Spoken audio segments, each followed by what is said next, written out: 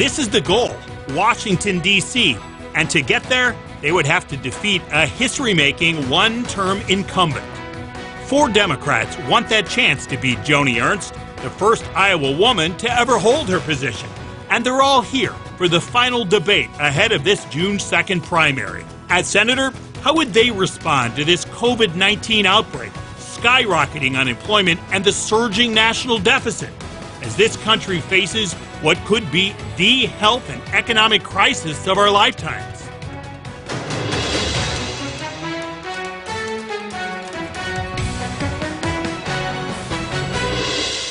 Welcome and thanks for being with us. Well, this is it. 4 candidates, 90 minutes this afternoon. No bells, no buzzers, no whistles, no flashing lights, none of that stuff. Hopefully no stump speeches either. It's going to experiment here. Let's see how it goes. We received dozens and dozens of questions from people, what they wanted answered today. Now, just as a reminder here to try to be safe in light of this COVID-19 crisis we have right now, everyone is spaced out. 6 feet is the recommended level. We'd give you an extra one here, so you're 7 feet apart here. No handshakes, which is a little odd to start this, but we wanted to respect this social distancing, and we appreciate all of you being here. As an introduction, ladies and gentlemen, let's start with this, and we'll start on the left here and go left to right this first time. Name one thing from your background that makes you the leader that Iowans need right now. Well, thanks, Dave, for the chance to be here. And there's so much that I want to tell Iowans about me. I'm THERESA Greenfield. I'm a business leader, a businesswoman. I'm a mother of 4, and I'm a farm kid. And I'm not taking one dime of corporate PAC donations. And I'm pretty excited about that. I am running to put Iowa first. I grew up on a little farm, and my dad always said there's no boy jobs and there's no girl jobs. There's just jobs that need to get done. And I think it's the same way in Washington, D.C. There's a lot of jobs that we need to get done. Thank you and welcome, Mr. Franken. Pleased. Hello, everyone. My name is Michael Franken. I'm the product of a big family in a small town. And public education and the opportunity which led me to almost 4 decades of service in the United States military, ultimately retiring as a 3-star admiral. I'm here to beat Joni Ernst in November. My platform is climate change, health care, and addressing the inequities associated with special interests as they have to do with our elections. Very pleased to be here to beat Joni Ernst. Thank you, Dave. Thank you and welcome, Ms. Graham. Thank you. Thanks so much for having us here today, Dave. My name is Kimberly Graham. I'm an advocate and an attorney for abused or neglected kids and for parents here in Iowa's Juvenile Court. I've been doing that for the last 20 years. And I think that you said, name one thing that makes you the leader that Iowans want. I think that one thing is that for the last 20 years, I have been standing up and fighting for Iowans every day. It's been my job, and I want to continue to do that in the United States Senate. Thank you. Thank you and welcome. And finally, Mr. MAURO. Thanks, Dave. And that one thing is leadership. See, Iowans deserve a leader ready to take on this health and economic initiative that we have in front of us and address our shared challenges with the urgency, the courage, the compassion this moment in time demands. You see, I'm a lifelong Iowan, a proud father and a husband, a former teacher that went and built a progressive business that provides paid family leave, where 65% of leadership are women. And during the Great Recession, when things were tough, I took a pay cut. So I didn't have to lay off any workers because I wanted to make sure we treat workers first, take care of people first. And I bring a progressive vision that includes making sure we provide health care for every American. We support a woman's right to choose, that we protect Social Security, and refuse corporate PAC money.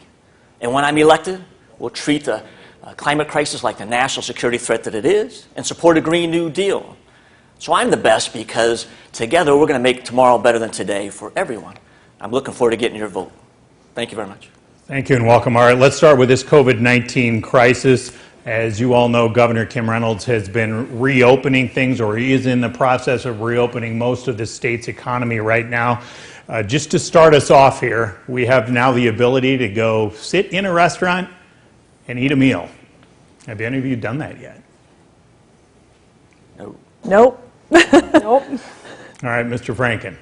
Did the governor and this state start reopening too soon? And if so, what should still be closed? Well, I live in Woodbury County, and it is unfortunately the most affected spot sometimes in the nation. So consequently, I am particularly in tune to this. I believe we did open too soon. I understand the effort to open soon to get the economy going, but ultimately the counties around Woodbury County are now being infected.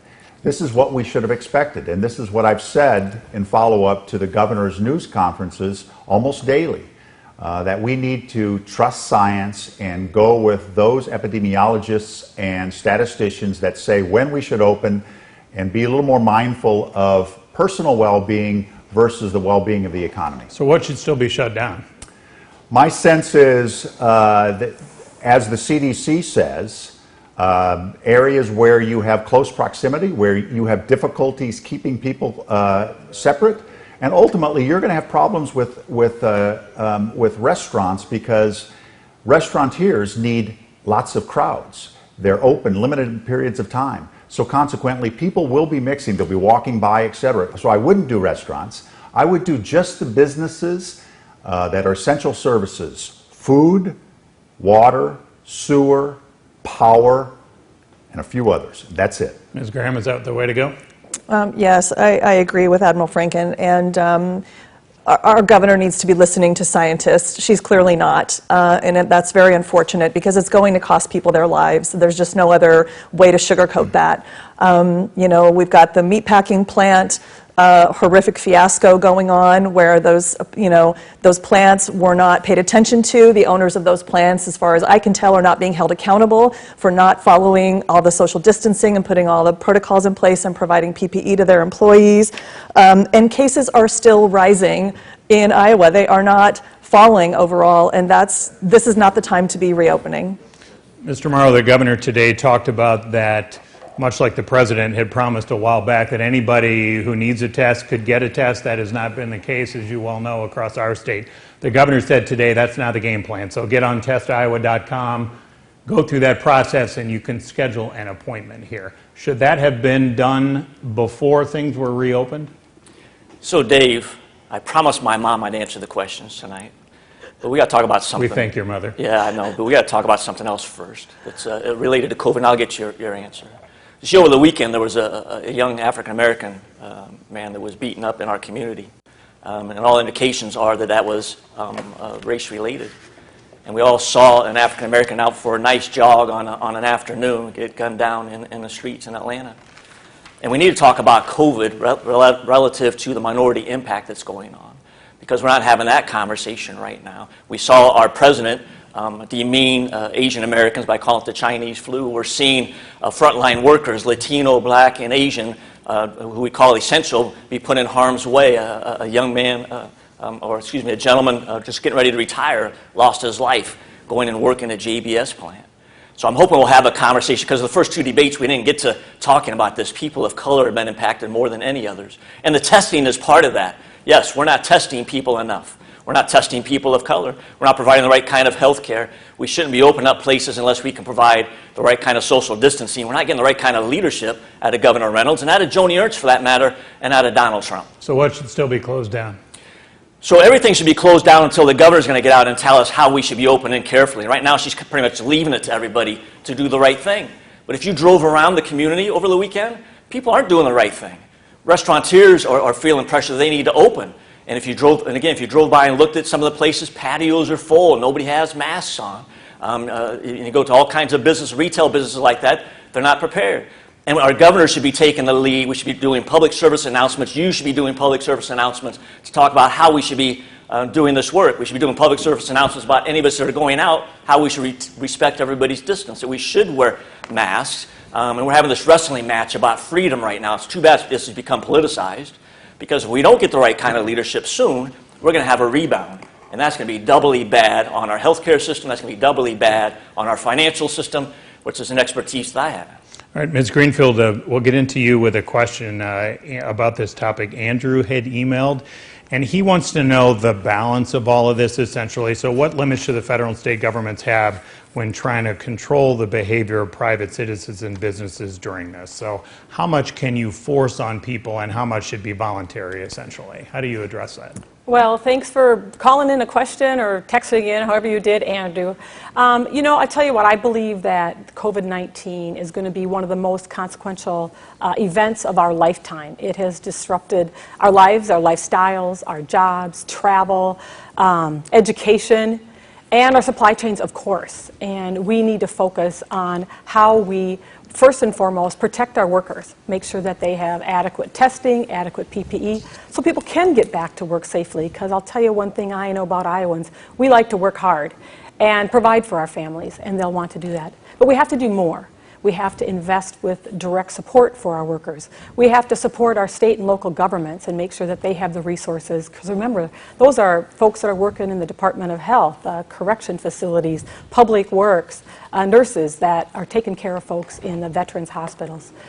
We need paid sick leave.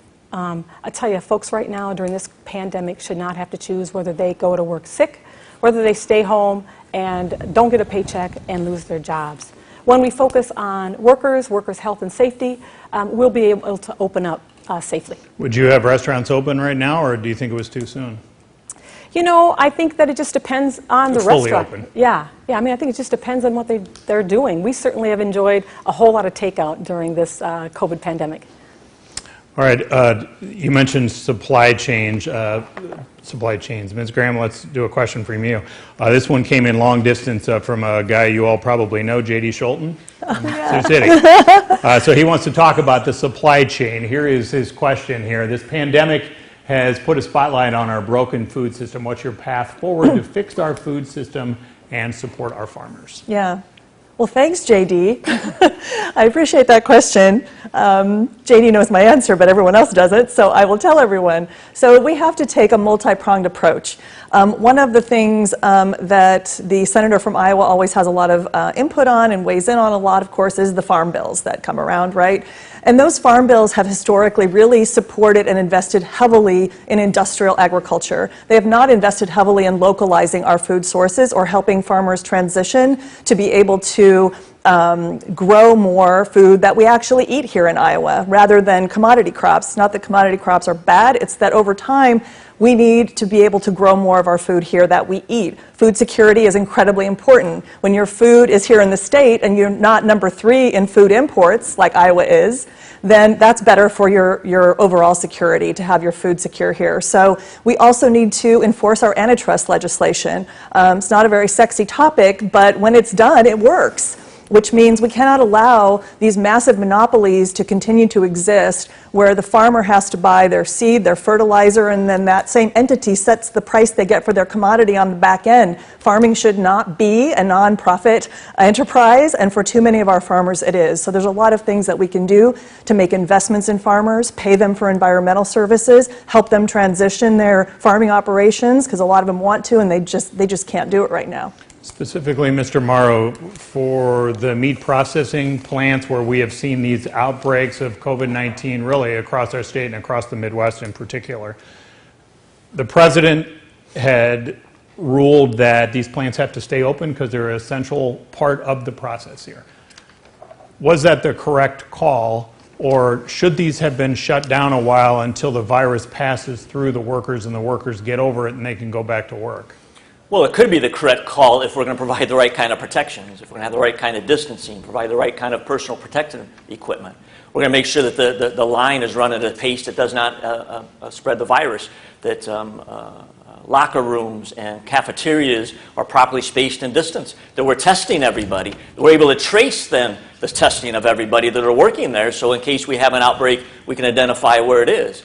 So we're missing that kind of leadership. We're missing it both from at the highest level, the federal level. We're missing it from Joni Ernst, who's not saying anything about protecting workers, essential workers. And again, these are mostly people of color because they don't really care. And that's a disservice to what's going on across this country. We need to make sure we address that in a wholehearted way. And we're not seeing that from Governor Reynolds either. So should they be open? They could be open if we do the right things. If they're not going to do the right things, then no, we need to figure out other ways where farmers and our family farmers can get their farm-ready produce to a market, maybe to an individual lockers. We need to go figure out how we can make sure those animals are being taken care of, that we continue to keep the food supply moving. But we shouldn't do it and have people lose their lives. That shouldn't happen. Ms. Greenfield, do you think the plant should have been shut down for a while, or do they need to stay open because of the meat supply they provide? You know, of course, we have to worry about our supply chains in all industries, and we have to work together with business, with workers, and my focus and my plan has been to focus on the health and safety of workers, because when they are well, they can go to work and the supply chain can keep moving. And that is grocery store workers, that is delivery truck workers, it is meat packing workers, it's folks that deliver our mail, it's nurses that are helping in the hospitals, keeping us safe. And so when we focus on their health and safety first, we can make sure things keep moving. I would ask Governor Reynolds to ask this administration to use the Defense Production Act to ramp up testing of PPE, manufacturing of testing kits, and the delivery of those so that we can keep our supply chain moving. And you mean ask the Trump administration Yes. on that, right? Mr. Franken, what do you think? Do these meat plants need to shut down? The criticism is, of course, they didn't protect the workers soon enough, and that's why it spread as fast as it did. Well, I think that's at face value, that's absolutely true. So I've got a bit of history here. I worked for multiple years, starting in high school, at a hog kill plant in Sioux Center, Iowa. So I understand the process. I was appalled that straight away we didn't treat this as a national resource. So we've changed. Business has gotten very efficient in agriculture. The problem is we've lost resiliency. So 50 or so packing companies do about 90% of the work in America. So we can lose some plants staged over time just fine. The problem is losing all in a given area because of the increase in logistics, et cetera, et cetera. So slow the plant, PPE, barriers, slow the line. Immediately look at NABOSH and changing the cleanliness so you can train the next series of workers. There's a series of things you can do here. Act like you have to have this. Act like you're a power company and you have to stay engaged. I didn't see that from the owners of Tyson and Smithfield and others. The problem is the workforce flows. Let's make no mistake, visa holders, not oftentimes people born here. So perhaps we're a little too neglectful of them, and I think that's the case. When I worked in the hog kill plant, everybody was white-skinned and from the local area. You don't see that today. And maybe we improperly, as Eddie mentioned, as Mr. MAURO just mentioned, we didn't treat everybody the same, and that's really a problem for America. But don't you think, Mike, that we shouldn't leave it up to them? That it's a job of us to take charge of what's going on? I agree. So the governor should have stepped up, and the industry should have stepped up, and CDC should have stepped up and made these not guidelines but mandatory ahead of time. And we didn't do that. I know we're free enterprise and all this and a capitalist, etc. But no, during pandemics, I've been involved in Ebola and building up economies after massive problems, Katrina and Hugo, etc. You have to take charge. Leadership. Let's talk about one of the economic sides of this, and that's this incredible amount of people who are out of work right now. Iowa just released its newest numbers today, so these first week claims, the initial claims, more than 13,000, which is actually a substantial improvement than what we've seen over the last week and a half here. Mr. MAURO, let's start with you. As you look at all these folks, both in our state, and you're looking at a couple of 100,000 people, about 200,000 people here since this all started in March, and then of course broaden out to the 30-something million people across the country that have recently been unemployed. What is the government's responsibility to help them now? What should Congress do next? Yeah, so it's multifaceted. It's one of the things that makes this moment in time me being the best candidate. Because I employ a lot of people. I work with small business owners. I work with workers across this country. I specialize in catastrophes, floods, fires, hurricanes, tornadoes, and now a pandemic. And we want to make sure that we're talking about small business owners, which we're critical to this state, but also talk about those workers, 37 million and growing across the country. So we have a HEROES Act that's currently being proposed out there. It came out of the House. If I'm in the United States Senate, I think there's a lot of really good things in there, but I think we need to go deeper. We want to make sure that we're providing a universal basic income for every worker right now. Throughout this pandemic, And there should be an automatic stabilizer built in there so that if the public health or economic triggers kick in, that continues to be flowing. And that's important because people need to have that stabilization. They need to know that they're not going to wait for the next vote for Congress to figure out if they're going to get money or not to pay their rent, to pay their utilities, to get their medicines. We also need to look at our unemployment benefits. Right now it has a sunset. That also needs to have an automatic stabilizer in there. Right now it's supposed to sunset in July with the HEROES Act in January. We want to make sure that's also ongoing automatically. And we want to make sure we're providing health care to every single American right now. And again, 37 million people and growing lost their jobs, hundreds of thousands in Iowa. A lot of them had health care tied to their jobs. Now they don't have it. We want to make sure we're providing health care, opening the exchanges, expanding the exchanges to make sure we provide health care for everybody. And then treat our small business owners as well. Make sure we're allowing them, putting them in a position where they can become successful till they can open back up, till they can get back to 100% capacity. And we got to be honest, Gabe. We got to let people know we're in this for a long haul. This is not ending this summer. Highly unlikely it ends this summer. And I hope I'm wrong. But the chances are this is going to go on well into 2021. We need to prepare and be honest with people so they know what the game is in front of them. They know that we're going to take care of them. It's time for a strong government to step up and lead. Do you believe in direct payments to everybody, as some have talked about, that every family would get it? Yeah, no, I do believe in direct payments to everybody. I think it's a bad time for us right now to have some kind of a moral discussion on who should get it. And how much should that be per month? Anywhere between $1,200 and $2,000 per month per person to help families. Ms. Greenfield, is that the way to go? Should everybody get this monthly payment right now? Well, Dave, you're absolutely right that this crisis is one of a public health crisis that we need to focus on, but it's also an economic crisis, and we have urgent needs right now, and I think that's what we need to focus on, and I also hope that our leaders in Washington, D.C. are thinking about the long-term recovery and how we reopen our economy and rebuild our economy and jobs, certainly here in Iowa and around the country. And so I would encourage them to stay focused on how we help hardworking families, more direct payments, paid sick leave, making sure they have the testing and the PPE that they need to go back to work safely. But the direct payments, as you know, the debate is, does everybody get it? Like most people got the $1,200, depending on how much money you made. But should it be directed to only those who lost work or lost hours, or should everybody get this next round? Well, I think help needs to go to everyone, and maybe not our millionaires, maybe not our giant corporations, but to hardworking families and our small businesses in particular. You know, with over 300,000, I believe, jobless here in Iowa, we need to take care of them.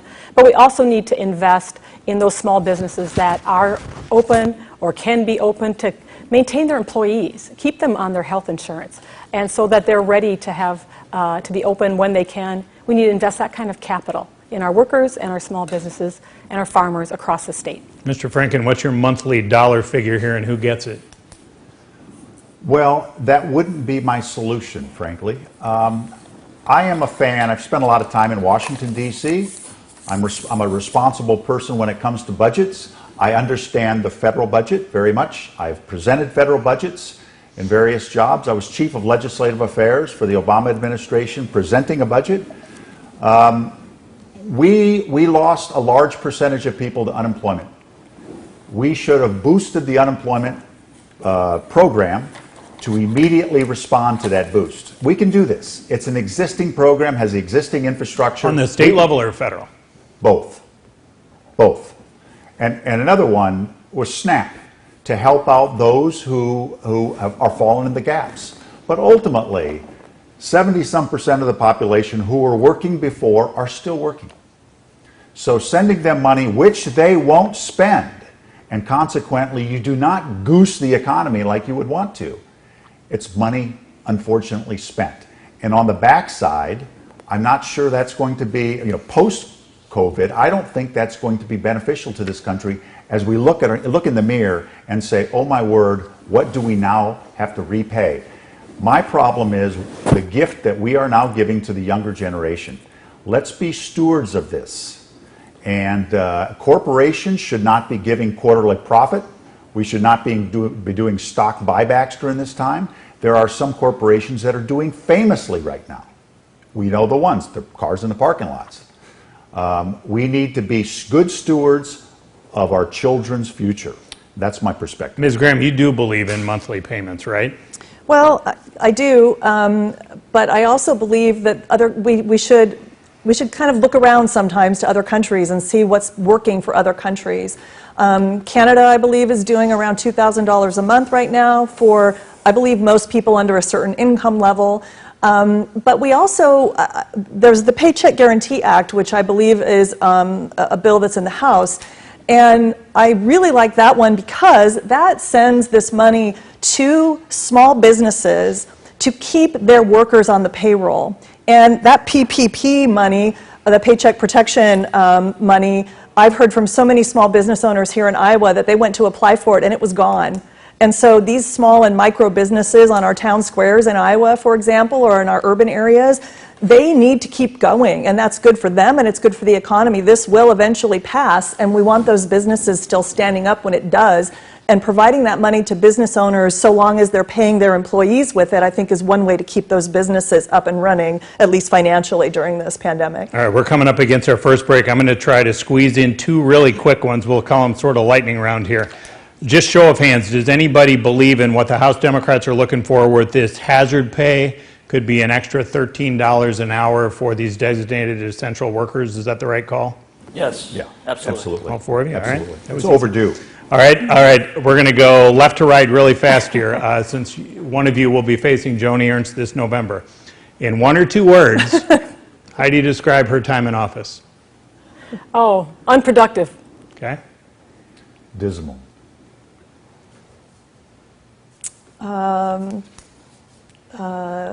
Catastrophic. Sold out islands. All right, you snuck in 3 words there. That's all right. All right, when we come back here, for many Iowa families, childcare can be one of the most expensive things to deal with right now, finding it, affording it. So for the candidates, where do Iowa families find affordable childcare in the future, and then also plan for that next really, really big expense, and that's college? Our debate with our 4 Democrats running for the U.S. Senate continues next.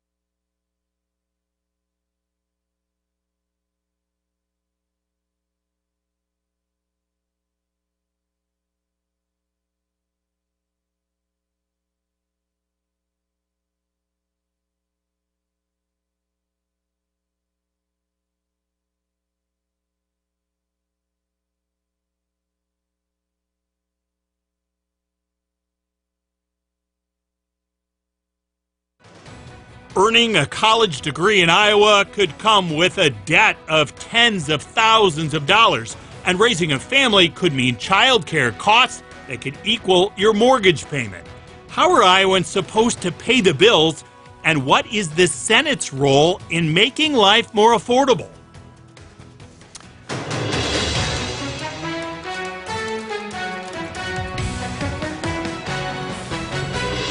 Welcome back to the second half hour of our debate between the four Democrats running in the United States Senate. Caring and educating for our families, that'll be the focus for this next half hour. All right, candidates, since you're talking about Joni Ernst here, let's do another show of hands thing here.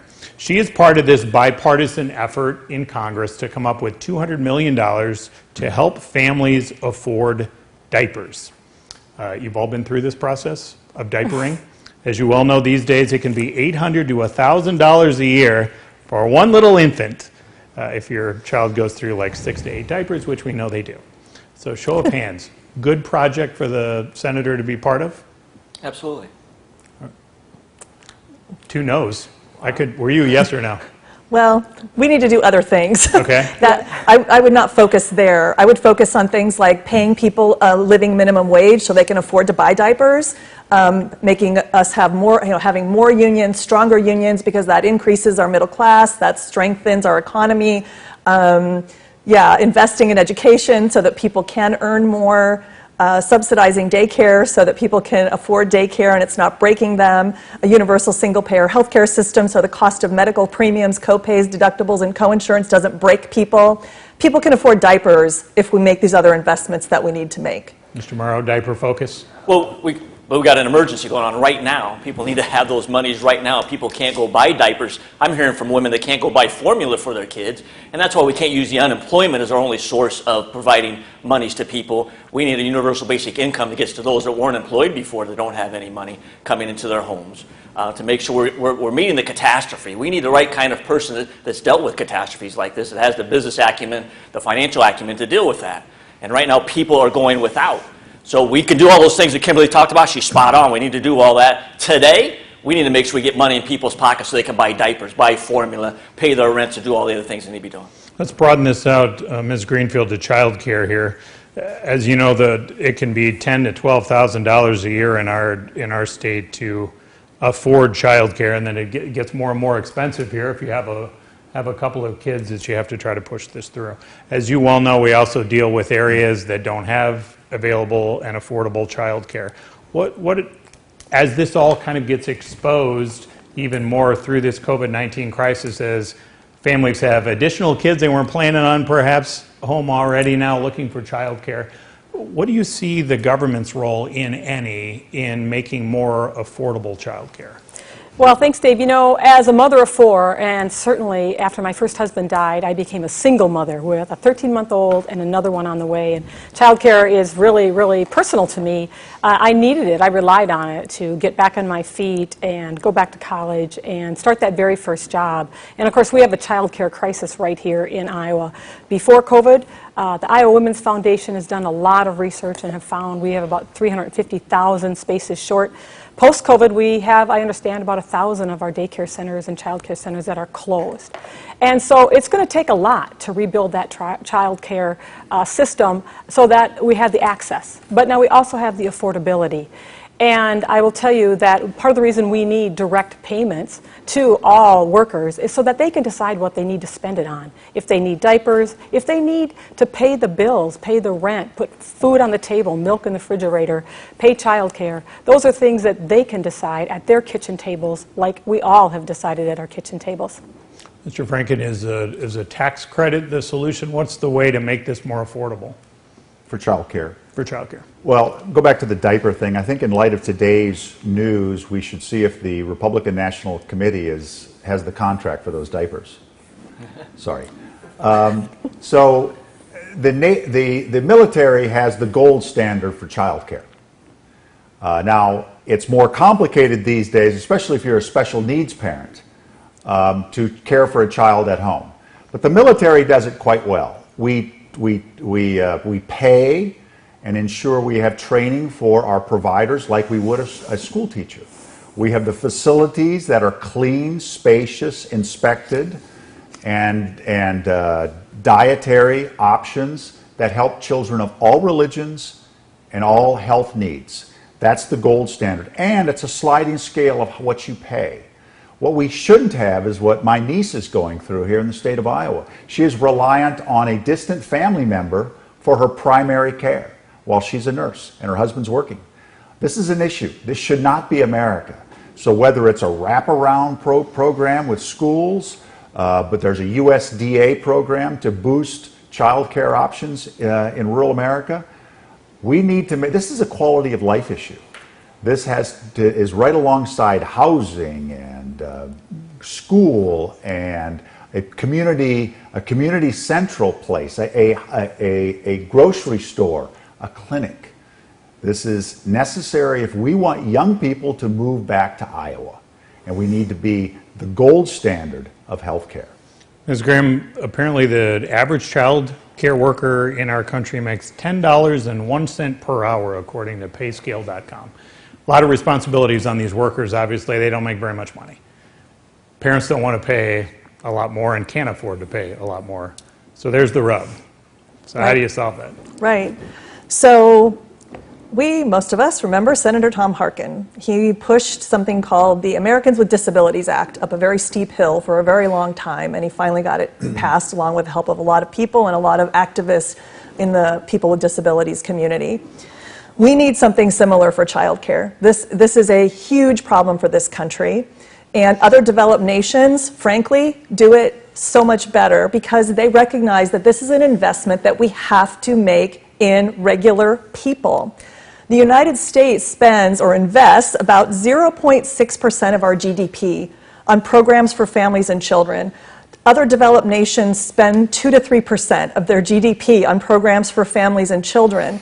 You know, there's that saying, if you want to know someone's value, show me their checkbook. And the checkbook of the United States, unfortunately, doesn't indicate that we really value and want to invest in children and families the way that we need to. So I've actually been, sketching out the American Child Care Act, which I hope to put forth in the United States Senate and push that boulder up a hill and eventually get that passed into law. It would call for paid parental leave. I just had a single mom a few months ago who had to go back to work as a waitress a week after giving birth because there is no paid leave for new mothers or new parents who've adopted a child in this country. That's ridiculous. People shouldn't have to go back to work or lose their housing because they can't afford their rent that quickly. It would also call for training of child care workers, for existing child care workers or daycare owners. They would be able to just transition into the system. It would call for paying these professionals like the professionals that they are. These are the most vulnerable people in our nation, children, infants, toddlers that can't tell you if they're not being taken care of properly, right? And yet we're not valuing those that care for them. And I envision a system where we subsidize, e.g. invest in both in-home daycares and daycare centers. It would need to be a patchwork of things, not just build a bunch of daycare centers, but existing child care centers, existing in-home daycares, and then pay these people enough so the income is that of a middle-class professional, which is what it should be. And then you will get more people wanting to provide daycare when daycare workers are valued with dollars, because that's how we communicate. That's one of many ways we communicate what we value in this country. So we need to value the workers that do this work. All right, let's put you all on the spot as parents, since you're all parents. Well, Dave, I'd love to answer that question, though. First, can I answer that question? Oh, sure, go ahead. Is that all right? Sure. We started the diaper one, you kind of folded in there, but go ahead. Sorry. All right. Go ahead. Well, you because had the most I time remember in the first segment, man. I'm trying to keep this even. I'm So please make it short, but go ahead. Go ahead. Yeah, so really quick, 'cause I had twins. I remember lugging two halter things into daycare for a long time. Double the diapers, double the formula, double the fun with daycare as well. In fact, I left the classroom because I couldn't afford to be a teacher and pay for all those expenses and went and built a business. But to answer the question, I'll do it really quickly. We need to provide a subsidy for daycare workers, especially in rural communities where we have deserts. That'll help us make sure we're paying daycare workers more money. They'll provide more workers and more opportunities for daycares. All right, now let me do the lightning question here so we can put you on spot as parents here. All All right, let's just go left to right here. Actually, we'll start with you, Mr. Franken. I think it's yours to go first. As a parent, what was the biggest challenge you have had, and how do you overcome it? Well, I was a little bit unique because I moved 28 times in my career. So there's a lot of issues associated with that. But I think taking a special needs child through a series of different schools and adopting whatever the state education plan was available, medical, changing that all the time was, so that mine was rather unique, I would expect, but ultimately I was pleased by having a great spouse to help me out. Good answer. Yeah. Ms. Graham, you raised your son? Yes, and I was a single mom from the time he was 7 years old. However, his paternal grandparents were just a few blocks away, and I owe them everything. Thank you, Bruce and Betty. And they were there after school so that I could work. My son would go to their house after school. I was extremely lucky. You know, very few people have that, where your child can just go down the block and be with their fantastic grandparents. And so I didn't have that disadvantage. I would say for me it was just the economic issue of, you know, attorneys for kids unfortunately don't make the really big bucks, and so being a one-income household, trying to pay my own medical insurance, my own premiums, deductibles, co-pays, you know, all the bills myself, that was probably the biggest challenge. Mr. MAURO, of course you had twins, so that's already a double challenge here, but what would you say the biggest challenge was? Well, the biggest challenge was that I promised my newborns when they were first born that I would make sure I provided for them, and that anything they wanted to do, that they could shoot for the moon. And as a teacher, I found out I wasn't going to be able to do that. And there's so many families out there in this state today, across this country, that are wrestling with the same thing. So I left the job that I loved and went out and built a business so I can provide for my family. But there's a lot of others that haven't been able to make that kind of move. And people are out there struggling, trying to raise their families, whether it's daycare, getting their diapers, getting their formulas, sending their kids to college. And that's been the biggest challenge, and it's still a big challenge for families today. Okay, once kids get into school, that's our next question here. Emily Chisholm. Hey, wait, I didn't get to answer that one. Did I? Oh, I'm sorry. I'm sorry. I'm gonna tell folks a dirty little secret, and that is. And with 4 children, you deserve that. Yeah, that is getting enough sleep. It is a hard challenge, and getting sleep means you can be a better parent. And I remember when I was a single mom and I was working full time, there were nights that I actually went to bed with the clothes on I was going to wear the next day just to get that extra 15 minutes of sleep. So I think for parents, it's take care of yourself, and then you'll do a great job as being a parent. So you're promising efficiency here. All right, let's get to Emily Chisholm's question. She messaged this in on Facebook. Iowa used to lead, but has fallen behind. What actions will you take to support teachers with a deserved salary and then the incentive to stay in that often thankless positions? The number I found here for the average teacher is about $55,000 right now, Mr. Franken.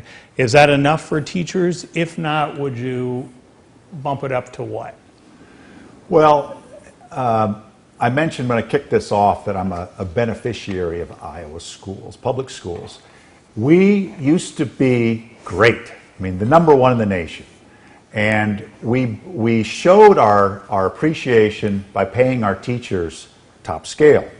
And the teacher was the equivalent of the vice president of the bank. It was a mid-grade lawyer. It was a business owner income. It's those we really looked up to for good reason.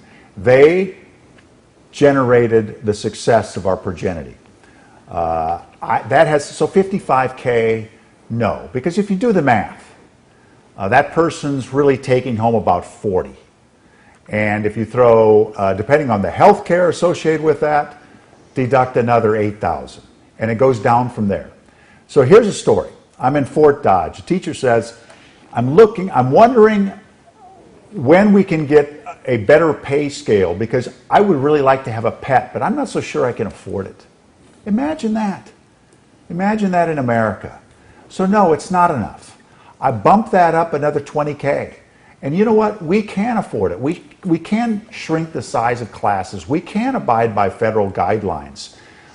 This is job #1 in a community. Educate the next generation. Ms. Graham, he wants to bump it up 20,000. What do you think? Absolutely. You know, software engineers are important, but software engineers typically make a lot more than that on average. And I think that teaching children is arguably every bit as important, more important than some job like that. Again, we value people by putting a dollar number on their job, and what we are saying about the value of teachers is not appropriate. They should be paid far more, but we also need to focus on this important piece. And that is starting salaries, because the average may be $55,000 a year, but that is not the average starting salary by any stretch, and I don't know the exact number, but I believe it's in the 30s here in Iowa. And that's ridiculous, to ask somebody to go and pay for presumably usually expensive education, have maybe a lot of student loan debt, and come out and work really hard with our most vulnerable citizens and pay you $35,000 a year. That's just not enough. We also need to better fund all of our schools, because schools should be an equalizer of opportunity, and they are not, because they are not equally funded. So we've got to fix that, and if that's going to take federal investment and federal funds to equalize the investment and actually support better the schools with more at-risk kids, then we need to do that too. Mr. MAURO, what would you do with teacher pay? Well, we definitely need to increase it. I remember when I left the classroom, I was making about $24,000 a year, so a long way from 55 or 75. I like Senator Kamala Harris's plan for increasing the pay for teachers across this country. It's a great plan. But we also need to talk about we need more teachers. I taught one time with 36 students in the classroom, and that's not fair to any teacher. That's not fair to students or parents or communities. So we need to have more teachers. We need to do more teacher training to bring more teachers into communities, more teachers of color into our urban centers, more male teachers of color in elementary schools. We need to make sure we talk about the minority impact that's going on with education. Joni Ernst, Donald Trump, Betsy DeVos have sold out this country when it comes to education, especially public education.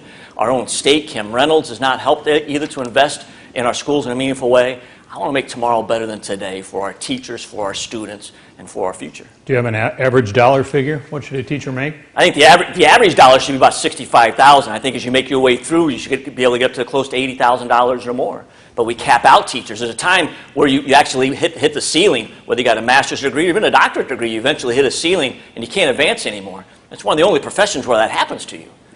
All right, let's bump this up to the next level here. Let's talk about college. We had an emailed question from Michael Hayden. He had talked about the concept of, do you support the idea of loan forgiveness?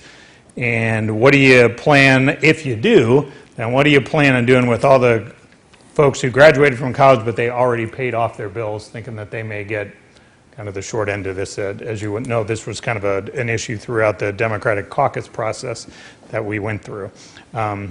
Ms. Greenfield.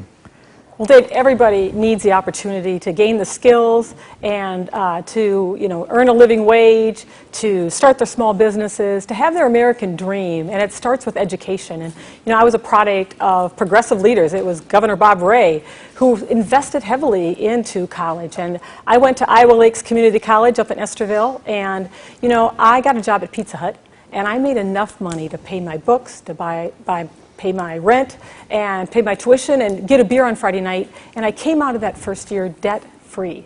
And so my focus will be on making sure that community college, trade schools, those kinds of opportunities are debt-free so that everyone gets off on the right foot and is not saddled with enormous amounts of debt. But I also want to talk about earning while you learn, which is apprenticeship programs, and making sure that we're growing those and encouraging folks to enter an apprenticeship program. That's one way to come out debt-free. So you would get rid of, if you have a loan, would you wipe it out?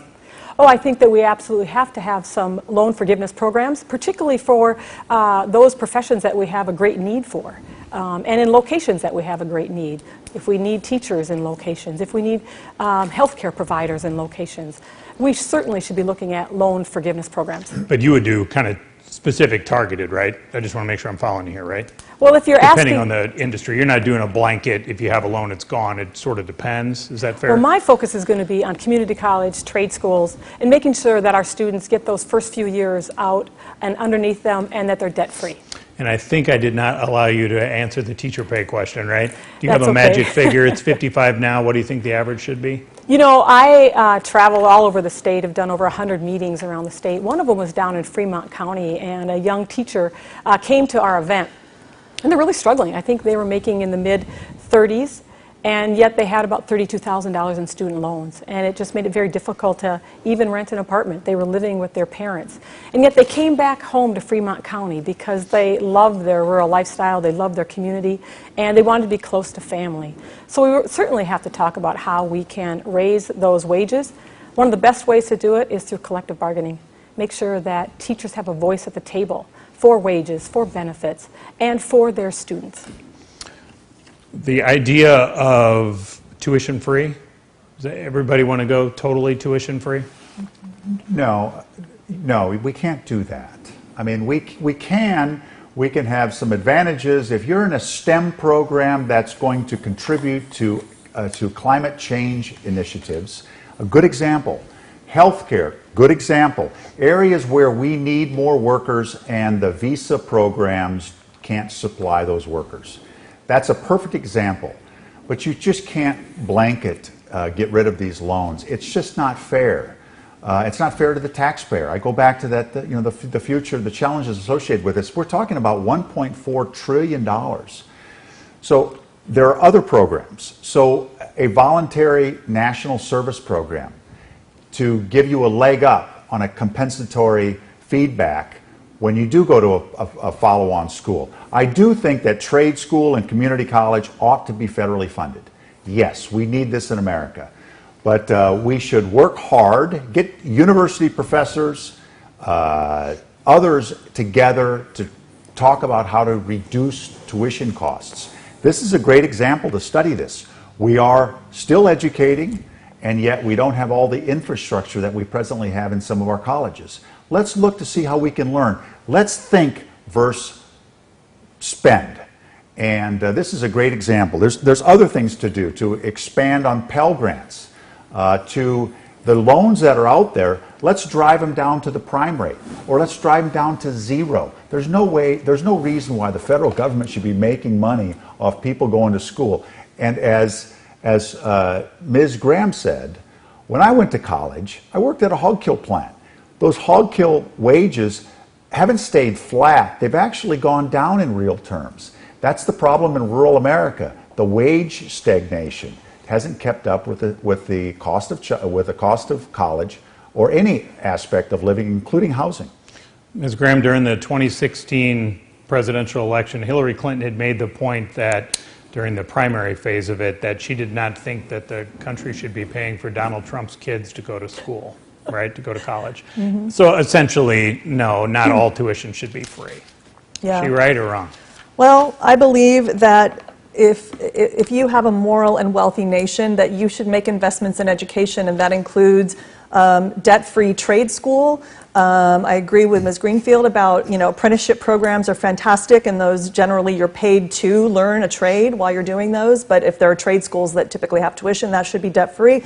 So should public colleges and universities be debt-free, whether we expand Pell Grants, whether we simply make them so-called tuition-free. I don't care how we get there. We just need to get to the point where when you go and invest your time, and a lot of your hard work, a lot of people seem to sort of treat college like, oh, you're just goofing off. Well, I don't know about everybody else, but I worked hard and graduated with honors, and I took my education very seriously, and I think most students do. And when you go and invest your time in education, you should come out ahead. You should come out with skills or with an education that enables you to contribute more to our society and to your bottom line, ultimately, your pocketbook. And when you leave with a boatload of debt, you're behind the 8 ball. That is not making an investment in people, and we've got to start making investments in people. I really feel the pain deeply and personally of the person who said, oh, I don't feel like that's fair, the person who, I forget the name, who wrote in with the question. When I left law school, and this included my undergraduate debt, I should say I'm a first-generation college student, parents divorced when I was 13, I've been working ever since, so you're looking at who paid for college and law school, and I worked all throughout college and law school. I left law school with $80,000 in student loan debt. Fine. I figured, I was married at the time, 2-income household, we'll knock this thing out in, a few years if we just tighten our belts. Well, life happens, right? I ended up representing kids and families. I don't make a huge salary. I ended up getting divorced. Part of my income left my household. And so I went into income-based repayments. Student loan company will say, fine, make income-based repayments. I've made those now for 20 years, on time, every month. I now owe $240,000 in student loan debt. I hope everybody at home is sitting down. And people don't understand that this is not uncommon. I mean, my amount may be uncommon because I went to Drake University Law School, very expensive private school, but this is not uncommon. I have a friend who's an RN. She left nursing school with $20,000 in debt 20 years ago. She now owes $60,000 in student loan debt. So we have got to take a firm stance here and stop letting these for-profit corporations make these obscene amount of profits on the backs of people that are trying to do the right thing, going and getting an education, and going out and helping people. We got doctors, nurses, attorneys for kids, people that you may think, oh, you make so much money, you'll just pay that off at no time. Not all of us make that kind of money, and we've got to start investing in education and in people in this country, people over profits. All right, Mr. Mauro, tuition free for everybody? College should be debt-free, and nobody should have the experiences that Kimberly and other people are having today. So if you take out student loans, it should be interest-free. We shouldn't be tacking on penalties to people, help them service the principal only. And when we have trouble like this, in times of pandemics, that we're allowed to have forgiveness going on, forgiveness payments going on.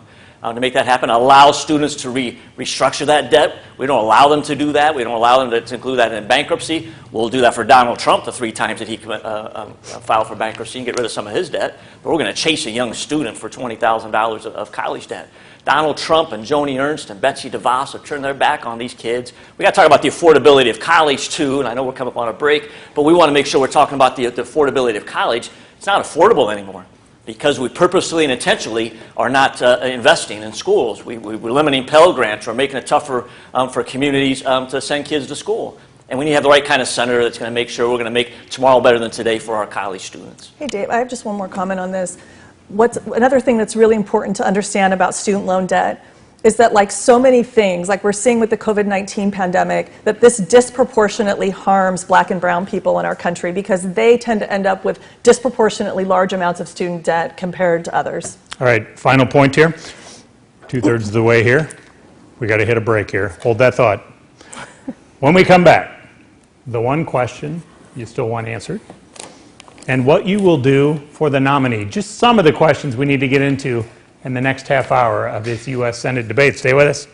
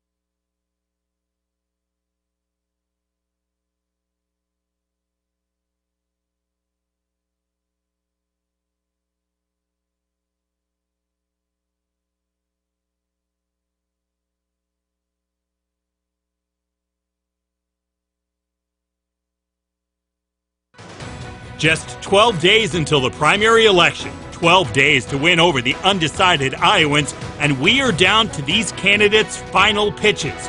Why do they think they are the one to take on Senator Joni Ernst? And if they lose this primary, how will they help the nominee actually win this Senate seat in November?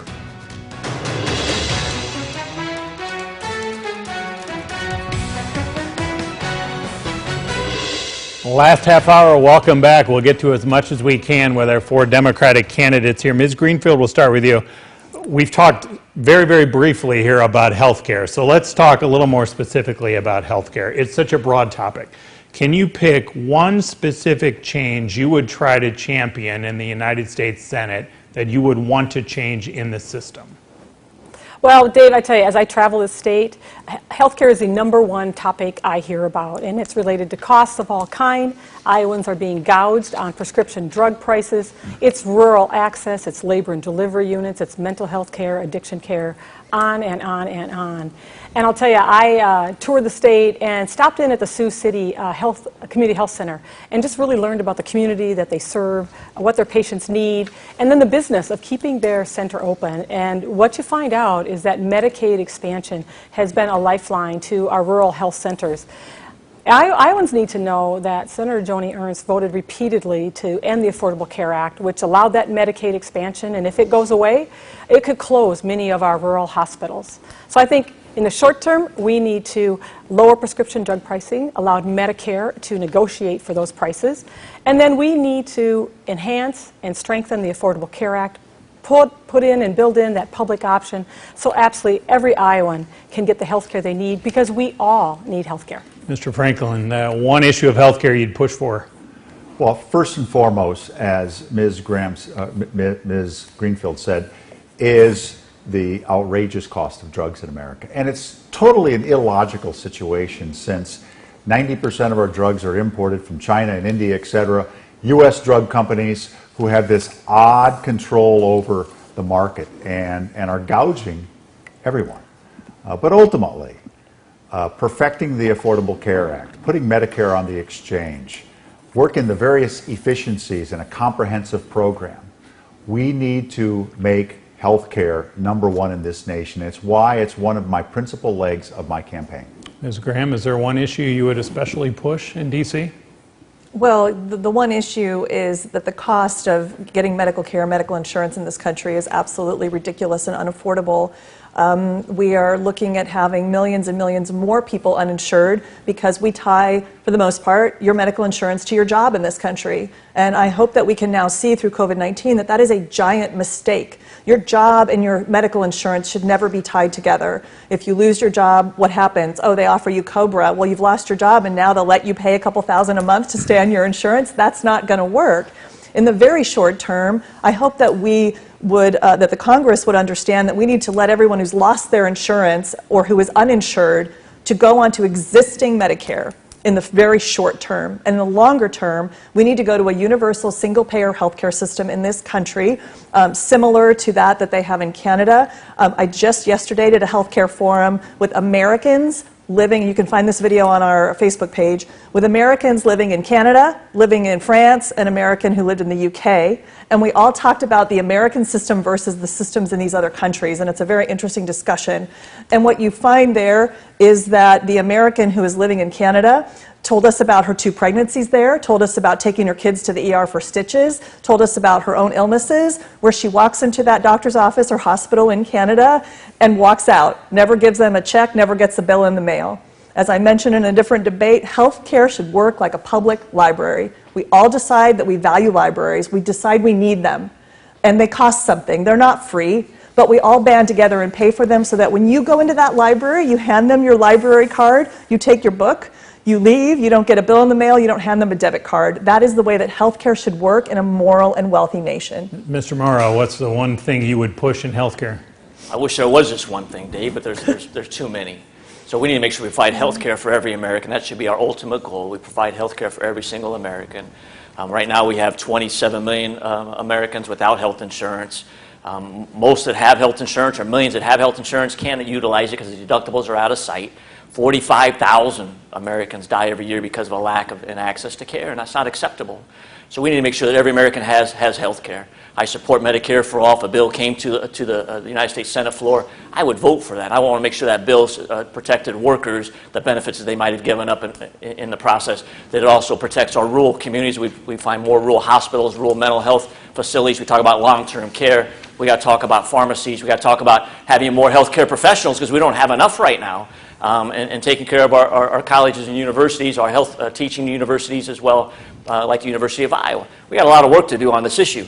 I don't know if we're going to talk about campaign finance, but that's the one that's keeping us from moving the ball forward on this. There's too much campaign finance money. Joni Ernst has, again, sold out this country to special interests, to big industry, to fat cats like the Koch brothers.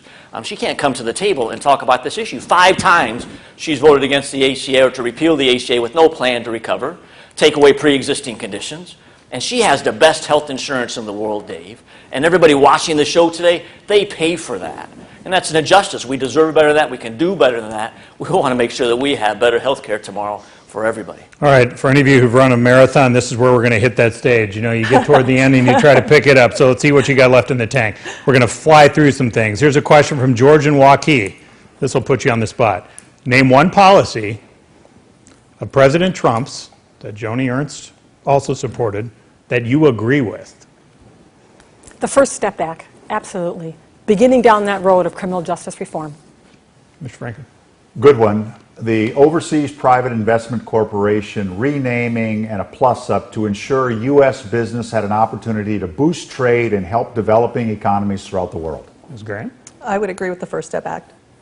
Mr. Morrow. So I agree with there's 3, but I think the NAFTA 2.0 was a good deal for the state of Iowa, for our farmers and small business owners. All right, now we're going to test Iowa Nice. You get to ask an opponent any question. Ms. Graham, you're up first, I believe, on the chart. You can ask anybody you want a question. Okay. Gosh. I guess I'm just not sure what you're looking for here or what people might want to know. Do you think there's anything about these 3 people still need to know? If not, you can pass. Well, I guess I'll pass. I mean, there's nothing that I feel like, that's coming to me in the moment. No, actually, no, there is one. There is one. So I, of course, research where everyone gets their money from because, as Mr. Morrow said, that's an important, really important thing. And something that we talk about in mediation, I've been a mediator for 17 years in addition to being an attorney for kids. We talk about let's attack the problem, not each other. That's what we tell our clients all the time. We're going to attack a problem, we're not going to attack each other. And I think that that's a good way to approach systemic problems. So when I was doing that, I noticed that out of hundreds of current sitting U.S. senators who receive money from corporate lobbyists, candidate Greenfield was number 20 on that list, taken $153,000 from corporate lobbyists during this campaign. And so I guess I would just ask why that was necessary and why that money couldn't have been refused. Okay, Ms. Greenfield. You know, for all the things that we care about and we talk about, whether it's improving healthcare access, whether it's getting our economy going in jobs and taking care of our workers, none of it's going to happen if we don't end political corruption. And the very first job I put out to get done, because on the Greenfield farm, my dad always said there's no boy jobs and no girl jobs, just jobs to get done, was to end political corruption. And it starts with one, I took a pledge not to accept one dime of corporate PAC donations, and I'm delighted with that, and I'm sticking to it. And Citizens United has endorsed my campaign.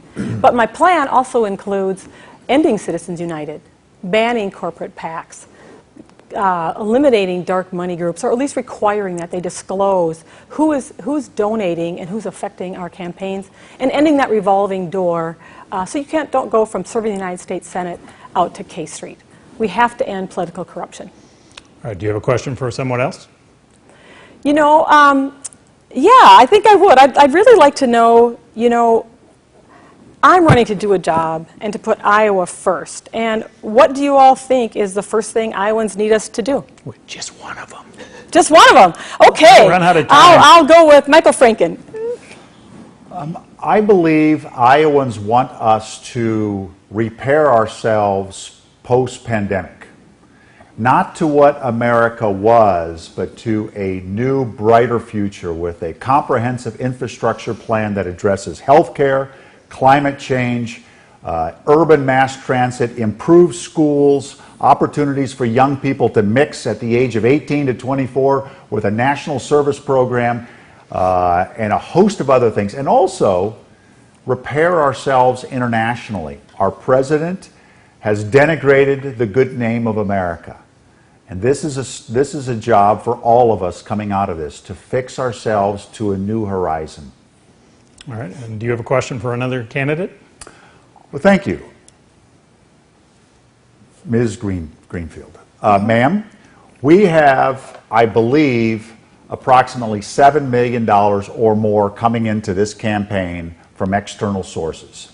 Now, to get a sense of scale to that, that is more money coming into this campaign than the rest of the nation combined. Actually, it's about half. But it's more money than even Joni Ernst has gotten from the NRA, which is rather preposterous, almost comical. And some of that money, I understand, is going to be hit ads. And just so we know, that money goes from lobbyists and corporate PACs and Bain Capital and businesses, and frankly, a lot of it is dark money that gets rolled into advocacy groups, and those advocacy groups then go to candidates. So do you refute or say that these future hit ads that may very well come at any of us, that you should call those out and those should be stopped now? And do you have anything else to say regarding this external money source? Well, Dave, as I said, I put out a plan to end political corruption. It includes ending dark money groups, ending corporate PAC donations, because, of course, they only donate to influence our elected officials. But I'll tell you what, I can't control, at this point in time, what dark money groups do. I have nothing to say about it. And I think everybody here knows that when you get in a campaign, you're going to come under scrutiny. I certainly have been criticized by everyone up here very publicly.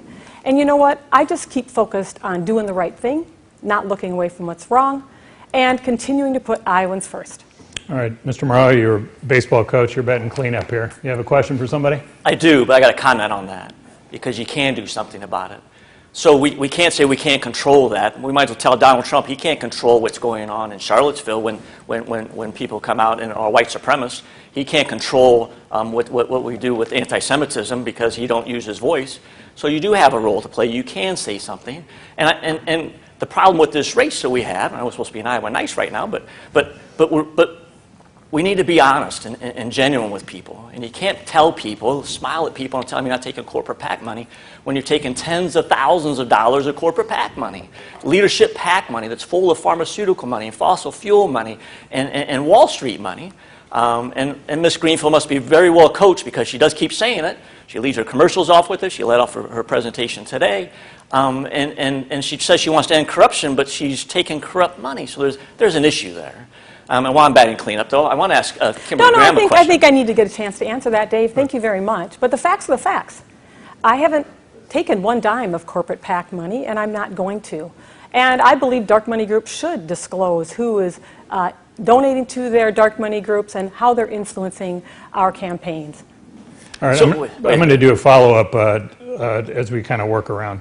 But, you know, they've all kind of talked about that. But you know sort of the position you're in here. You benefit greatly by having $7 million on the air from Emily's List and Senate Majority PAC.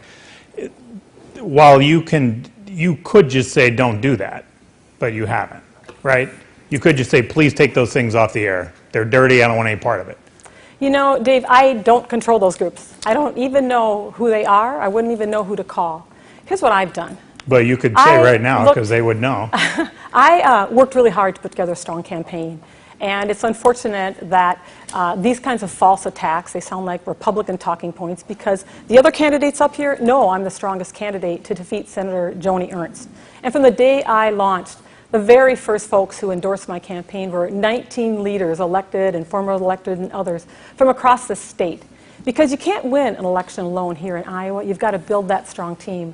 And we've been going strong ever since. Since then, we have earned the endorsement of 24 labor unions representing over 70,000 Iowans. AFL-CIO recently endorsed our campaign. They represent over 50,000 Iowans. And we've now received over 19,000 contributions from Iowans in all 99 counties. And regardless of what their comments are, I'm going to continue to not take one dime of corporate PAC donations because I'm running to put Iowa first, and I'm running to build the strongest campaign to defeat Senator Joni Ernst in the fall.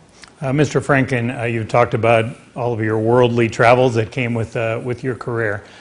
You spent your first 20-something years here in this state, but you've been gone about 40 years, right? Almost 40 years, close to it. Close. So a lot's probably changed in that time, right? So how do you convince Iowans that you still know what's going on when you've been elsewhere? Well, thank you. Just on that last point, though, you know, if we were true, if the Senate Majority PAC really knew their money was going to the best candidate, they wouldn't keep pumping it in. And the ad buys keep on coming. Now, the last time the Senate Majority PAC did that, they lost. The time before, they lost. The time before, they lost. They're 0 for 3, so in Mr. MAURO's parlance, that's technically a strikeout. Iowa now sits with 2 Republican senators. We have not let Iowans choose our senators without enormous amounts of outside money manipulating the voters' thought processes. We should stop this, and it should be an outcry. This is a travesty. So, to your point, yes, I joined. You know what? Unfortunately, the thing you haven't done that I have done is build the strongest grassroots team across the state. And I am thrilled to have 70,000 union members endorse my campaign, the AFL-CIO, and I'm asking every one of them to vote for me in this June 2nd election. Because that's how you win. You build a strong grassroots team right here in Iowa. And again, over 19,000 contributions from Iowans in all 99 counties. I'm proud of that, and I'm going to continue to work hard because that's what you need to do to win back this seat and defeat Senator Ernst this fall. All right, try to hit the Iowa thing quickly here. Sure.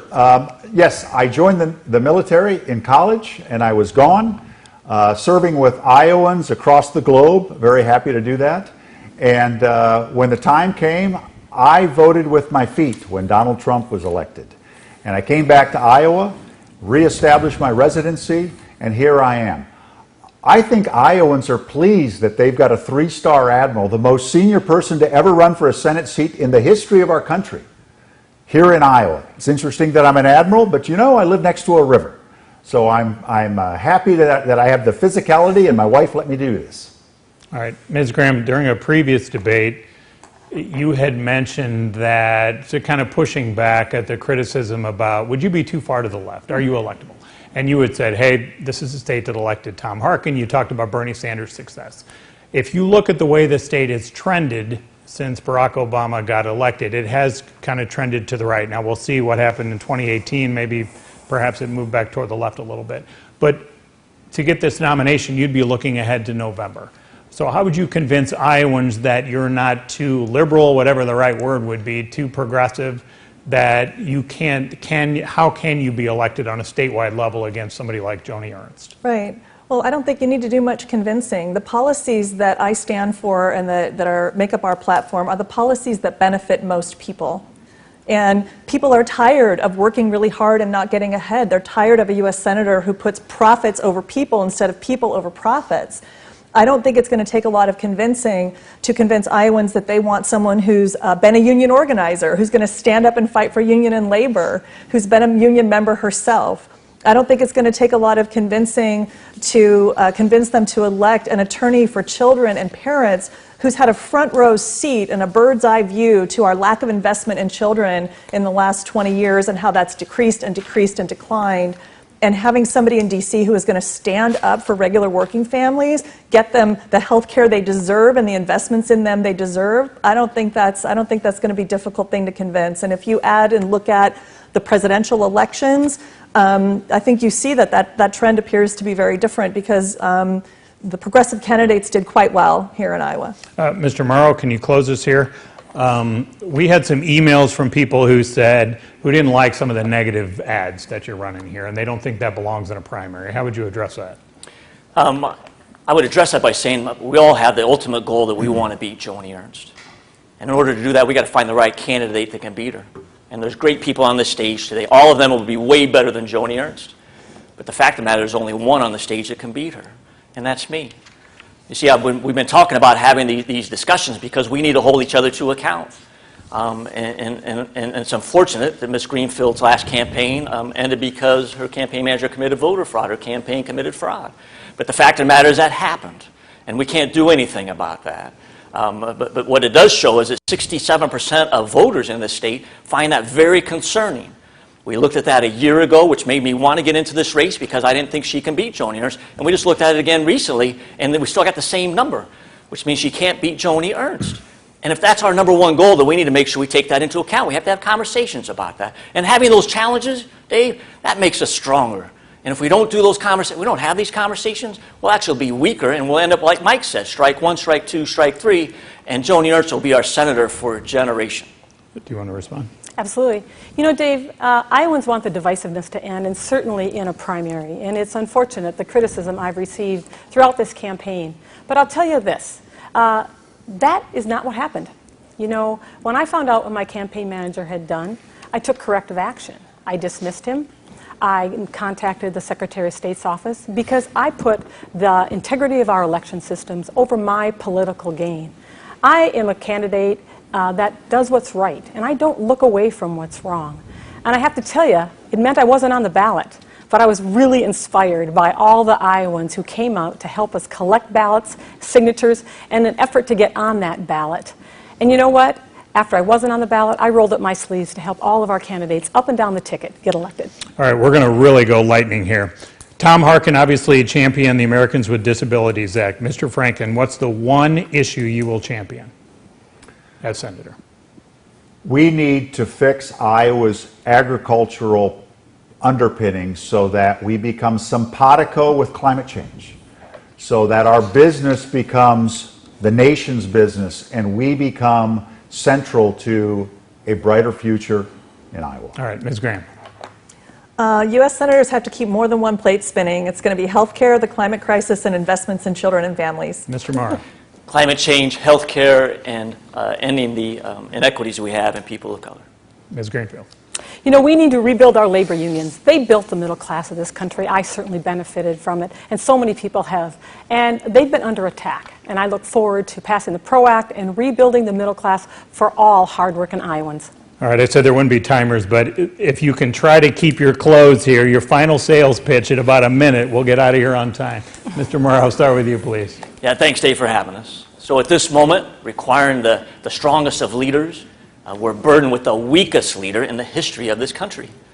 And we need leadership experienced in dealing with the real health and financial hardships facing Iowans. Leadership that's done the work on Iowa streets right here, and that's me. A teacher, a progressive business owner, a community organizer. You know another community organizer, Barack Obama? He once said that the best education he received was working with people in the community because it taught him that when ordinary people came together, they can do extraordinary things. And that's what we can do together, extraordinary things. We can beat Joni Ernst. We can make sure every American has health care, that we protect a woman's right to choose, that we protect Social Security, we reform campaign finance laws, and solve our climate crisis. And we can deliver the courage, the compassion, the basic civility and honesty to heal this country and move it forward. All right, thank you. Ms. Graham. Okay, 1 minute. 1 minute. So there was talk about who's the strongest to defeat Senator Ernst. There has only been one neutral poll, not commissioned by a candidate in this race. It was the Des Moines Register MediaCom poll. It came out in early March. Our campaign came out on top. I would argue we have the strongest grassroots movement, actually, and we can do that. You've got to put people over profits at every turn. This is not about right, left, or center. Paul Wellstone said politics shouldn't be about right, left, or center. They should be about doing right by people. And that is what this candidacy is about. I'm here to do right by people, and I will do that in the United States Senate. Mr. Franken? Yes, the Des Moines Register endorsed one candidate, the only paper in the state that has, and it was me. Thank you very much, Des Moines Register. So Joni Ernst was elected using 3 lines of effort: rural, military, and this pig thing. I trump all those on her. And I've got the legislative experience, 2 times the amount of legislative experience on Capitol Hill than she, to lay bare her voting record, dissect it, and beat her by substance. From a staff of thousands to being the senior military officer on the continent of Africa, diplomacy, development, I have the package that we want in a senator. And I'm ready to go to work. Job one, no assistance needed to shuffle me in. And I'm not owned, here's the big difference, I'm not owned by anybody except for the body politic of Iowa, the Iowa voters. Thank you. Ms. Greenfield.